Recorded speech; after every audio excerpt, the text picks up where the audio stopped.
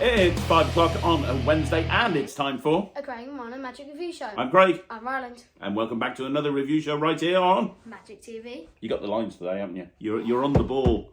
You're on the ball. We've just come back from London, haven't we? Yeah. Ryland's been at the YMC, Young Magicians Club, and we hung out in London. You went swimming. We went to the Lego shop. You bought lots of Lego. Yeah, Lego. Your mum's going to kill you. But you know, whatever. So we're filming this review show. We learnt the tricks while we were in London, didn't we? Yeah. Well, we looked at them beforehand, but We learnt them. we perfected them in London. Yeah, we perfected them in London, and now we're going to show you 5 brand new tricks that have been released to the magic community. Some good. Actually, I think all of them are pretty decent, but you'll find out. We're going to start off right now with a trick. First time we've reviewed a trick from this company, the San Diego Magic Company. Yes. The San Diego Magic Company. Let's have a look at this right now. Okay, so the first item is called Bricked Out. It's by Aethan Friday, and it is only available from magicshopsandiego.com. That's magicshopsandiego.com, and it's a Lego trick, so Ryland won't like it. The magician takes a sample box of small Lego bricks, which he dumps into his hand. Then, from a magic wand made out of different coloured bricks, the colour one colour is selected by anyone. To everyone's amazement, all the bricks in the magician's hand have changed that selected colour. Comes with full online instructions and everything that you need to be able to perform this little minor miracle. You want to know what it looks like? We're going to do a performance of it right now, and then after the performance, we'll talk about what we think. Okay, so you all know that I love Lego. Now, I went to Legoland. No, not Legoland, but I went to a Lego shop, didn't I? Yeah, you went today. Yeah, this morning, and I brought back a little set of Lego, so you can see all these like a mini set. Yeah, like a mini set. You get these 1x1 bricks. Okay, so I'm just gonna take all the bricks. Okay, Yeah. so I've got all the bricks. I'm just gonna put that back in there. Okay, so I've got all the bricks, and then as I said, earlier on I made this What's that? little magic wand. Okay. Okay, and as you can see, it's got all these different colours on. Okay, now what I'd like you to do is I'd like you to name a number between 1 and, let's go 6, yeah, because there's 6 of them. 4. 4, okay. So we go F-O-U-R, so it's Or red. 1, 2, 3, 4. Or 1, 2, 3, 4, yeah. So it's red, yeah? Mm-hmm. Yeah? Now, look, if I wave the little magic wand and snap, you can see that all the bricks are now red. That's crazy. What? What? So that's Bricked Out, and Yeah, you yeah. did this on Instagram. Yeah, now, Yeah, the go on. thing is, it does look like an actual Lego box. Like, it's got sort of like Lego instructions on the back. Yeah, it has, hasn't it? And it's got that is pretty much on every like make your own Lego box. It's just got a bunch of coloured bricks. Yeah. And it's got a 20-piece sample like this. It does look like a real Lego box. It really does look like a Lego box, and you. And then you can see that it does look like it's 40 different colours. What you could do, And I then you suppose. can just tip them into your hand. Yeah. One for that. There you go. Tip them out into your hand, and then when you snap your fingers, You've all got red. And obviously, it combines a really clever gimmick with the box, along with the hot rod force. But one thing I was thinking that you could do, right, is, I mean, you bring out the little magic wand ready-made.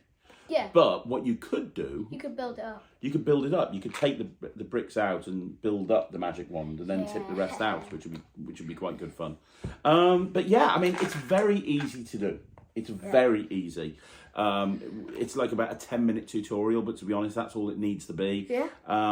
You learnt it like almost immediately, didn't you? And it is easy. he's done it on Instagram. It got really good views on Instagram. I don't want to think it's a social media trick.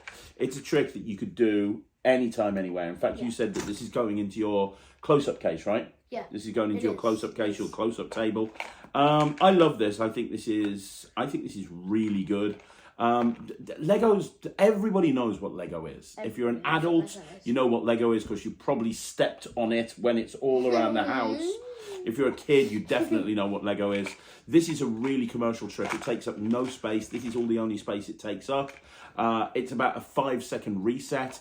All of the bricks at the end can be examined. The box can't be examined, but the way the routine's constructed, the box is put away. So you just take the bricks out and then you focus on the on the bricks, and the box is not even considered afterwards. So it's a very well constructed routine. The instructions are really good. And it's not a card trick. It's not a card trick. It's not a coin trick. It's something very different. I mean, it fits you. You don't do as much close-up as you do stage. But I can imagine this going straight into your close-up. Yeah. Yeah?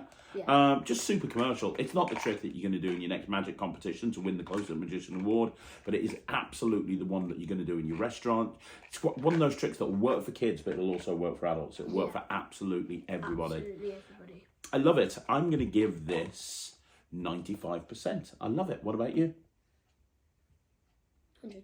What a surprise. 100% from Ryland, 95% from me. It's only available from San Diego, magicshopsandiego.com. So go check it out. It's highly recommended. It's not very expensive either, and they ship worldwide. So that's bricked out. Well done, Aethan Friday. We're going to move on with the next trick. So the next trick we are looking at is from Rian Lehman Magic, and this is a jumbo version of Charming Chinese Challenge. And it is very jumbo. It is very jumbo, but I love this. I've been carrying this everywhere, practicing every night. Like, I've literally had it in my pocket. I can see myself doing this in a parlor show. I can see myself doing this in a stage show.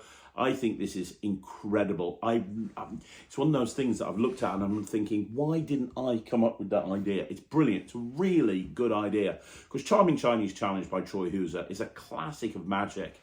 And this is, takes it on to an entirely new level if you're a stage performer or a platform performer or a stand-up performer. Because you can't see Charming Chinese Challenge in front of like 200 or 300 people.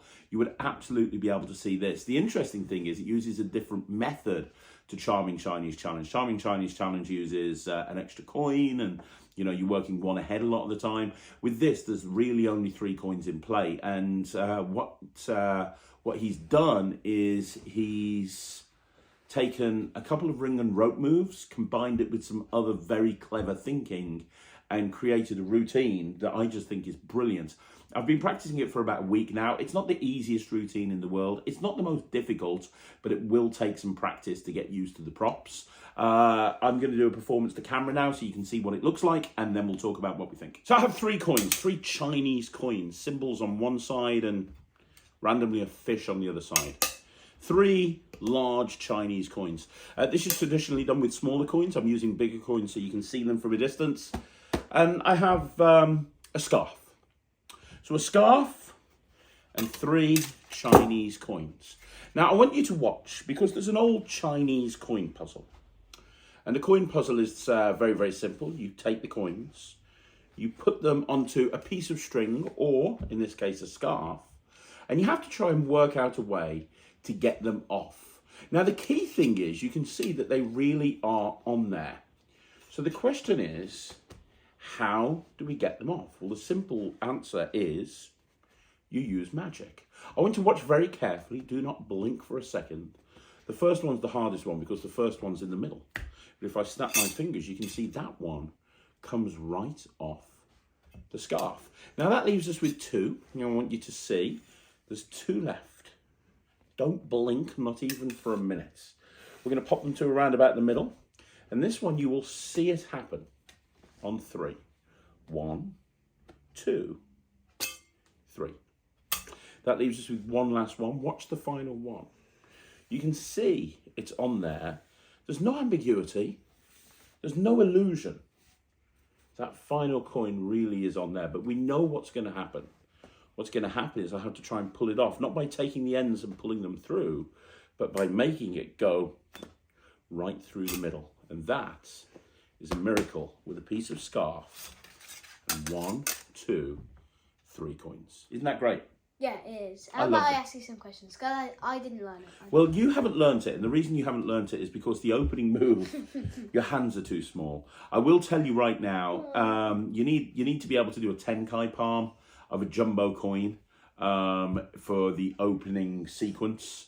So if your hands are too small for a tenkai palm, like his are, you might not be able to do it. I remember when your hands were too small to be able to do a one-handed cube solve. I remember you could solve the cube and you were so frustrated because you couldn't do the one-handed solve and you were like, I want my hands to be bigger. Well, now we're in that same situation again. Yeah. Okay, go on ahead. Ask me some questions. What you got? What are the angles like? Really great question, actually. I mean, the angles, he actually spends a long time on the tutorial talking about this. He teaches the trick. And then he teaches how to make sure that you can do it in almost any situation. I would feel comfortable doing this in banquet. Absolutely fine. I would feel comfortable doing this in strolling as long as I can manage the angles. The most angly move is in the first phase. The other two phases don't really have any angle issues at all. You don't want to have somebody directly behind you. If you're performing it in a platform or a stand-up environment, absolutely not a problem. If performing at banquet, absolutely not a problem. The angles are good. The angles are really good. Yeah, okay, so does that mean you can basically perform it at every situation? Pretty much. Like I say, you wouldn't want people looking directly behind you. You wouldn't like people looking at sort of... Yeah, but it'll work for like parlour, close-up, yeah, stage, banquet, yeah. Pretty much anywhere. Yeah. Strolling, you need to be careful. If you were like in one of those rooms, strolling magic, walk around magic. If you're doing walk around magic and there's people around you everywhere, I'd probably give this a miss. But then you could do normal charming Chinese challenge. I think the beauty of this is when you've got a few people in front of you, like a banquet situation, and you want to do something that plays bigger. Do you know what I mean? Yeah. Yeah. Any other questions? How difficult is it? It's knacky. It's not difficult. I think you're going to get on a lot better with it if you already do some sort of ring and rope magic, because the last two phases are very much heavily based on ring and rope moves. I found those two phases very, very easy. The first phase, I've kind of got there. When I first started doing it, I was terrible at it, but now it looks a lot better. I just need to make it a little bit smoother. It's not difficult. I'd probably give it out of 10, like maybe a 4, 4.5, 5. But it is going to take some practice to make it look smooth. Yeah, and last question. What's the reset like? Do you just need the reset's instant. Yeah, you just need to like take them off. You're left with everything examinable. Scarf. So you're left with everything examinable, Yeah. and you just put the coins back in your pocket.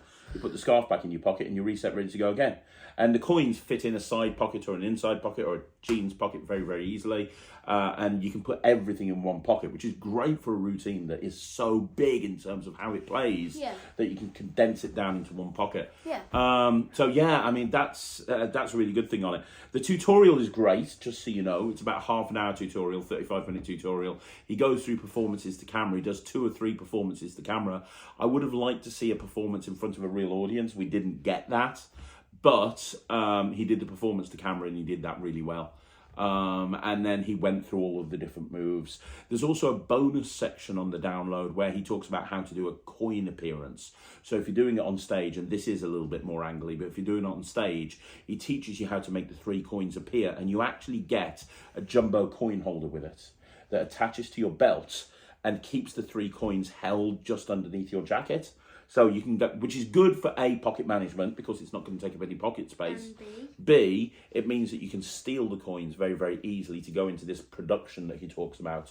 So if you're wanting to make a feature of it, you can produce the coins, you can then take the handkerchief and you can do the magic with the handkerchief. It would work as a patter piece. It would also work as a piece to music. So what are you giving it? It's the sort of thing that I could see you doing if your hands were a little bit bigger, to be perfectly honest. Yeah, what are you giving it? I'm going to give this 98%. I really like this. I want to start doing this. I love it. This 95%. I'll go give it 79. You want to do it? I just realised I can't give it 95. I've got to give it 79. 79% is the highest mark you can give something when you can't do it or you're not going to do it. The Or difference you here is... like it, but you don't want to do it. Yeah, the difference here is you want to do this, but you can't. So maybe you'll need to revisit the score when your hands are a little bit bigger. But as it is, 79% from Ryland, 98% from me. When my hands are bigger, it's going to be a 95. Yeah, this is great. You can get it directly from Ryan Lehan's Magic on his website. Unlike a lot of the stuff that we reviewed of his, like the Dust Bunnies routine and the autograph hounds, which we've got right there. This is not available through Murphy, so you can only get it directly from him. So you can go to get it from his website. It's a really good one. Let's move on with the next trick. And it's another cube trick by Tora Magic. You love Tora, don't you? Yeah. Ryland does more stage magic than close-up, and Tora do a lot of stage magic. So I'm just watching you. yeah, I know, I can't do it. But he does a lot more stage magic than close-up. And yeah, here it is. There's the video link. It's this one's very, very interesting. It is. I've not seen a cube trick like this before. No. If you follow Ryland on Instagram, he did it on Instagram a little while ago and got some really good views. It's very, I don't want to even tell you what it is. We're going to do a performance to camera so you can see exactly what it is, and then we'll talk about what it is. How's that sound? Yeah. Okay, now you all know that I can solve a you all know that I can solve a Rubik's Cube. So what I'm going to do is I'm going to try something a little bit different. So I've got this cube here. I've also got this box. I'm going to put the cube inside the box here. In it goes like that. Okay. Now you can see the Rubik's Cube in there. Now, when I count to 3, something amazing will happen. 1, 2, 3. You can now see the Rubik's Cube has turned into a cylinder. So, I mean, that is nuts, that trick. I mean, it's just crazy. I mean, you take a Rubik's Cube and you turn it into a cylinder. Now, who knew that was possible? Well, the one concern I've got, and I would never do this in a million years. I want to know if you do it, because if anyone's going to do it, it's you. Yeah. The one concern I've got, and I don't know if it's an issue or not, is it's bigger than a normal Rubik's Cube. So Not really an issue. You can get tiny cubes, so that means you can get big cubes. And yeah, I've actually got a big cube. In fact, I've got 3x3, and the one piece, Daddy, is that big. So it's like that. So how would you present this then? Because I was thinking about taking a cube after you've done a cube routine and turning it into a cylinder as like a final thing. But you couldn't switch a normal cube for this. It would appear too big. So what would you do? Would this be an opening routine for you? How would you fit this into your act? That's a good question. Come back to me later with that. I'm just going to have a think. You're going to have a think? Yeah, okay. Come back to me later. Ryland will now be silent for the next 2 minutes while I talk about this. So yeah, I mean, if you know Tora Magic, the quality is exceptional. This is a stage piece. It is not a close-up piece. If you're a close-up performer, this is not going to work for you. I think this would be really good for a kids show, to be perfectly honest. I think a kids entertainer would love this. Talking about how, hey, you'll see a lot of people solving a cube. I'm going to do something even better. I'm going to turn the cube into something, and you put it into the box. And then you say, no, it hasn't worked. It hasn't worked. You could even open it up. You could even show it hasn't worked and open it up and take it out and say, see, it hasn't worked. It's still a cube. And I think the kids would be screaming, going, no, it has worked. It has worked. No, it hasn't. It's, oh my gosh, what's happened? And then you kind of got this thing here. I think that would be, that'd be a really fun way to go with this. I really love it. So what I was thinking is, now I had to get a bigger cube for this because it wouldn't fit in the box. So this is the cube. As you can see, I've got this cube. Now what I'm going to do is I'm going to put this inside the box and something magical will happen. Are you ready? Everyone shout something. I don't know what. Something. Everyone shout on the count of 3. 1, 2, 3. Oh, it hasn't worked. Oh no. Oh, this is really sad. And then they're going, it's changed. And you go, oh, it's changed. Okay, that's cool. Sort of thing. You know what you could do? Or is an opener. Or would they even notice the size difference? I don't know. The other thing that you could do... I think they would, because the cube isn't that. The other thing that you could do, you could get some cards, some big jumbo cards, but that are blank, and you could write different things. That you're going to take this cube and you're going to write down different shapes. So you could have shapes on a card. What shape is this? Cylinder. What shape is this? Circle. What shape is this? Rectangle. What shape? And the presentation could be, I'm going to test who's good at spotting shapes. Okay, I'm going to test you. Okay, so I've got a cube here. Who's got one of these? It's a Rubik's Cube. That's a cube shape, isn't it? Yeah. We're going to turn it into a different shape. What shape are we going to turn it into? And they pick one and you go, cylinder? I can't turn it into a cylinder. Are you crazy? There's no way you don't want to see me turn this into a cylinder. Do you want to see me turn it into a cylinder? Oh no, you don't. You really want. You really want to try and turn this into a cylinder, okay? But you guys are going to have to help me with the magic, all right? So I'm going to count to 3. I want you to shout, and then, like you say, look, it didn't work. Oh, I really wish it had turned into a cylinder. That would have been amazing. It didn't turn into a cylinder, but oh, it did. Yeah. Wow! Give yourselves a big round of I was wondering applause. if I could like make one of these that was like, instead of like just get like a.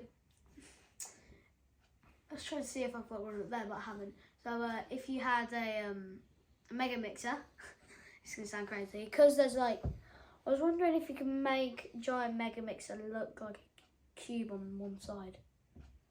Mega mixer. Wait, maybe if you have. So let me just get this cylinder. What, if this has turned into a jamming session? No. So maybe if you had like so you know that if you had that on one side, but like smaller, like a smaller hole. Yeah. And then you can show less of it, and you can make it look like a Rubik's cube on one side, and when you put it out, cover that side up. Okay. So then it would look like a cube. Oh right, I see what you mean. Yeah. So you'd have this. But obviously a mega mixer wouldn't have that big of a side. So have a smaller circle, and then you go, right, snap, and then it still looks like a cube because you got that on one side. You take it out, and then cover that side up, and it's a mega mixer. That's cool. Yes, I was wondering if that might work maybe. Or you could do the same thing as a triangle, just have like there, and then put it out, cover that side up. Yeah, that would work as well. You could basically do nearly any shape if you wanted to. You could. But I do like the idea. You know, you kind of taught me into doing this in a kid's show. Now I think this would be really good for a kid's show. I don't think this is the sort of thing that you do in like more of an illusion show or a stand-up show or a show for adults or a family show. But I think kids, you get the right presentation for this. I think, and you're just putting together a new kid show, aren't you? I think this. Yeah, actually, yeah. I think this would be perfect. So yeah, I really like this as a kids prop. I think this is great. I'm going to give this 90%. I really like this. What are you giving it? Ooh, I do like that Tora also put the stuff in things to keep it safe. I think that's really good. Yeah. What are you giving it? Something between probably like 98 and 95. I don't know though. 98 and 95. 98, 97, 90. No, 95. Just give me a percentage. 98, I think 98. 98. 98% from Ryland. This is a really cool trick. You can get it from Tora Magic. If you're a kids entertainer, absolutely 100%. If you're not a kids entertainer, maybe it'll be for you. You've just seen what the trick is. You decide for yourself. Let's move on with the next review. Right, next up we have Cut and Colour by Neil Tobin. Cut and Colour by Neil Tobin. This is a book that also happens to be a packet trick, which is a bit weird. Yeah. But it's a trick, but rather than the instructions being online, the instructions are in a book, which I think is a really great idea. And what we have here is we have the first it's in 3 sections. And the first section is really cool. It's about the history of the finger chopper. Of course, this is like not an impromptu, but kind of a finger chopper designed for close-up workers kind of thing. With the second phase, the second part of it is the instructions on how to do the trick. And there are online instructions as well, which is quite cool. And then the final section is basically just theory, which again I thought was very, very interesting. You know, like a book on how to perform and presentations. Yeah, not just presentation, but a little bit. Yeah, a little bit of history, a little bit of presentation, a little bit of how to do it. Yeah, exactly. So if you haven't seen this, it's a very interesting trick. It is. Very, very fooling.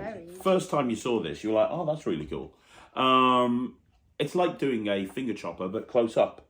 I'm going to perform this to camera, do a performance, and then we'll talk about what we think.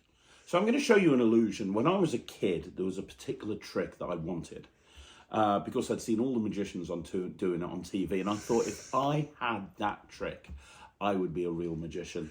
And that trick was the guillotine, where you put a finger through a guillotine and you put a blade down and the finger's unharmed. And I've always wanted it. And my mum and dad would never buy it me because they said it was dangerous. And so I made my own with playing cards. And this is the version I used when I made my own. And I took 4 queens, 4 packs of cards. I took the Queen of Hearts out of each pack because it's my favourite card. I used blue back cards. And as you can see, there's a hole right there. I cut a hole with a hole cutter through each one of these cards. That's what I did. And we've got 4 cards all together, and one of them represents the top of the guillotine, one of them represents the bottom of the guillotine, one of them represents the safety, and one of them represents the blade, which is the bit that you're actually going to push through. Now, I want you to see here that I'm going to put the safety and the blade right there inside the top and the bottom of the guillotine. I'll bring it up so you can see it. Now, in this situation, I put my finger in here, and I want to do this so you can see. There's my finger. And if you were here right now and you push down, you'd feel that that would be impossible to go through. Absolutely impossible. You'd feel the tension. So here's what we're going to do, and I want you to watch. I'm going to take out the safety. We don't need the safety. And I'm going to put my finger through the guillotine with the blade in place. Now, my advice here is do not try this at home. This is very, very dangerous. Watch. You can actually take the blade and you can push it right through the finger. Now, that is not an illusion. You can see my finger covers the whole hole. My finger is in there, but it's an illusion because you see, my finger is absolutely okay. There's no problem with my finger. And we've got the top, we've got the bottom, we've got the safety, and we've got this part here, the blade. And I managed to put the blade right through my finger. Now, there's only one problem with this. It doesn't look like it's dangerous because I'm just using cardboard, but it is actually quite dangerous. And in fact, it's so dangerous that if you look at the blade now, you can see it's been splattered with blood. That's why you shouldn't try this illusion at home. Okay, so what do you think of that, Ryan? I think it's very good. Yeah, you weren't here for the performance, but when you put your finger in there and you get them to push down, it's so weird because they can feel that it can't go through your finger. But then when you go, you just go... And it goes through. Well, they push down. When you're doing it and the spectators there, they push down and they can feel it going through your finger. It's so weird. Now, what's really cool about this is it's examinable at the end. The way that the routine has been constructed, you do have to sneak something away, but the way it's constructed, that happens very, very naturally. Yeah, every time you performed it to me afterwards, I didn't see you sneak it away. No. Every time. You don't, because the focus is on somewhere else. And the construction of the routine is brilliant. It's not a difficult routine to do. It's 2 modified Elmsley counts, really, and that's it. And it instantly resets. The other thing is you can get refill packs for this. So you can get, because the red card, it doesn't have to be red. You saw the blood on it in the performance I did. There's 2 different types of red cards. One's just red and one's got blood all over it. But also you can have it so that it's personalized. So if you're performing this to a particular person, you can have their name appear on it. So you can get these refill packs. So at the end of it, you give them that red card with the hole in it and they can keep it forever, which is really nice. If you don't want to do that, if you don't want to get the refill packs, you don't have to. You can actually just do it and then put it away in its envelope and it's reset, ready to go again within about 5 seconds. But yeah, so it's examinable at the end. It's a very interesting premise, very fooling, looks really good, very, very interactive. It's a great way of taking a big illusion and bringing it more small scale. Yeah. What do you think of it? I haven't asked you if you do this yet. I don't know. I think... If you don't, that's fine. I think I might. You might? Yeah. Okay. And Does I'm it going go? to give it 8%. He's got a new close-up table that's putting everything in. 8%. 80%. So it's right on the cusp. I like it. I think it's really great. I love the effort that's gone into the book. It reminded me a little bit No, I'm going of... to go 85 actually. Okay. It reminded me a little bit of Symmetry, Parrotry and Chimera from Ben Allen that we reviewed a few weeks ago. Yeah, I love it. Absolutely love it. It's not Ben Allen, is it? I'm having a mental blank, sorry. Yeah, really like this. Really think it's good. I think it'll play really well. I want to take it in the real world and see what reactions are like.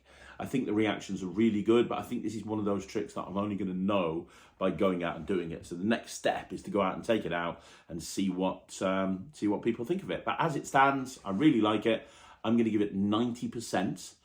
If you're looking for something a little bit different, that's not difficult to do, that will play big, then this is absolutely something you want to look into. Right, so next up we have we reviewed loops last week, didn't we? Yeah, we did. And loops were great. The instructions on loops were absolutely fantastic.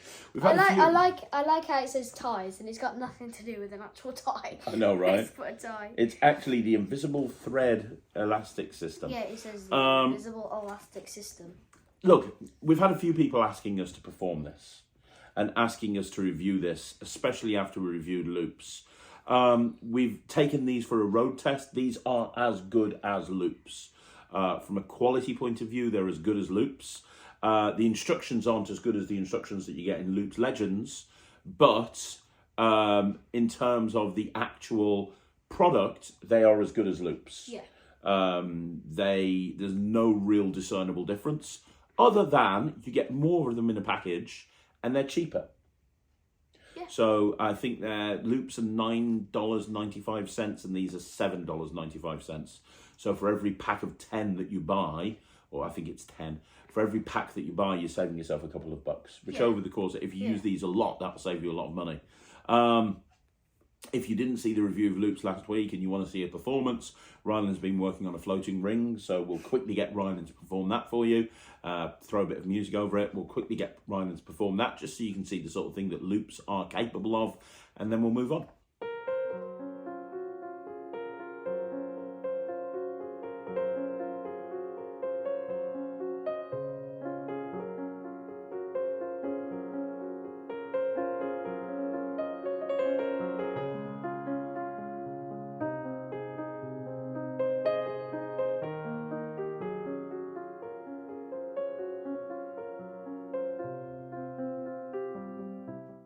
So when I say loops, I mean ties. This is getting incredibly frustrating, I've got to be honest. So I mean, these are the sort of, that floating ring is the sort of thing that you can do with ties. That was actually something that we learned off the Loops Legends last week. I still say the best trick with loops or ties or anything like that I've ever seen is Ring Slide by Justin Miller. If you want to get yourself the best loops trick, ties trick, whatever you want to call it, then look at Ring Slide by Justin Miller. It's amazing. This whole ties loops thing is really confusing me. I like these. They're good. Loops. I know that there's going to be people in the comments going, oh, you know, loops are the original, Penguin shouldn't do it. I'm not getting to get into that at all. Tie the loops, loop the ties. Yeah, right. I'm not going to get into that. All I'm going to say to you is these are as good as loops and they are cheaper. So, you know, if you're using them an awful lot, this is something to consider because it's a great... I think that this is Trick of the Week. You think this is Trick of the Week? You love the ties, though, don't you? You're doing the magic with this all the time at the moment. Like, he's walking to school tied up to the max. He's got, like... So he can be walking around floating stuff in front of his teachers. It is Pencil, float! Yeah, exactly. I'm going to give these 100%. The quality is amazing. They're really, really good. There is a tutorial, with some interesting ideas in there, so you can go check out the tutorial. But really, the value for money here is that the fact that they are as good as loops and they are cheaper. Yeah. So 100%. 119. 119% from Ryland, 100% from me. These are really good. 100%? Yeah, I said 100%. Best mark from you. Apparently, you don't give it anything better than that, but I do. He does. Well done. Thank you. Let's wrap this up. Thank you. Let's wrap this up. That's another review show in the bag. That's another review show in the bag. That's another review show in the bag. It is indeed another review show in the bag. Thank you once again for joining me right here on Magic TV. Thank you once again for joining Ryland right here on Magic TV. Come back up. If you want to see more videos like this, like the video, subscribe to the channel, leave a comment down below. We're off to build Lego that he bought from the Lego shop in Leicester Square right now. Also, I got this one. No, it's not. You got that from the San Diego Magic Company. Don't lie. We'll be back next week with another review show. And if you haven't already done so, follow Ryland on Instagram, Facebook, and YouTube. He tends to perform the tricks that we're reviewing.